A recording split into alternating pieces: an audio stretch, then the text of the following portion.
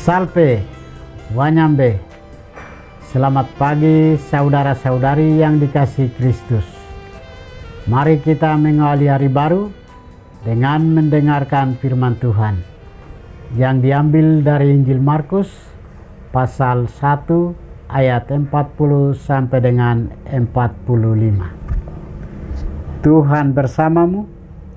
Inilah Injil suci menurut Markus.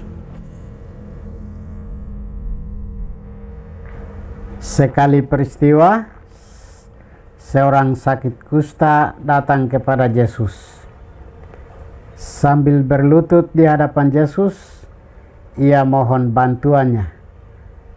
Katanya, "Kalau engkau mau, engkau dapat mentahirkan aku."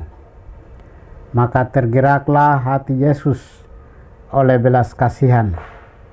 Lalu ia mengulurkan tangannya, menjamah orang itu dan berkata kepadanya, "Aku mau, jadilah engkau tahir." Seketika itu juga lenyaplah penyakit kusta orang itu dan ia menjadi tahir. Segera Yesus menyuruh orang itu pergi dengan peringatan keras, katanya, "Ingatlah, janganlah engkau memberitahukan hal ini kepada siapapun. Tetapi pergilah, perlihatkanlah dirimu kepada imam dan persembahkanlah untuk pentahiranmu persembahan yang diperintahkan oleh Musa sebagai bukti bagi mereka." Tetapi orang itu pergi memberitakan peristiwa itu dan menyebarkannya kemana-mana, sehingga Yesus tidak dapat lagi terang-terangan masuk ke dalam kota. Yesus tinggal di luar kota di tempat-tempat yang sepi. Namun orang terus juga datang kepadanya dari segala penjuru. Demikianlah sabda Tuhan. Saudara-saudari yang dikasihi Kristus, tema kita hari ini adalah dalam Yesus ada pemulihan. Dalam bacaan Injil hari ini, Yesus menampakkan kasih-Nya kepada orang-orang yang menderita, khususnya kepada seorang kusta. Dengan rendah hati dan iman yang besar, orang itu memohon, "Kalau engkau mau, engkau dapat mentahirkan aku." Yesus pun menjawab, "Aku mau, jadilah engkau tahir." Seketika itu juga ia disembuhkan dan memuliakan Allah. Melalui peristiwa ini, Yesus menyingkapkan dirinya sebagai Allah yang Maha Kudus, yang menyucikan manusia dari kecemaran dosa serta memulihkan kehidupan. Dalam dirinya ada pengampunan dan penebusan yang kekal. Meskipun Yesus melarang orang itu untuk memberitakan peristiwa tersebut, sukacita imannya tidak terbendung sehingga ia mewartakannya kemana-mana. Hal ini menegaskan bahwa Allah adalah sumber pertolongan sejati.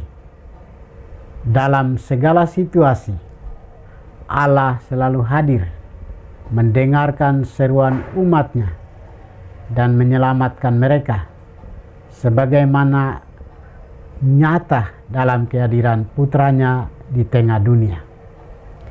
Saudara-saudari terkasih, kisah Yesus menyembuhkan orang kusta sungguh menegaskan kuasa dan belas kasih Allah.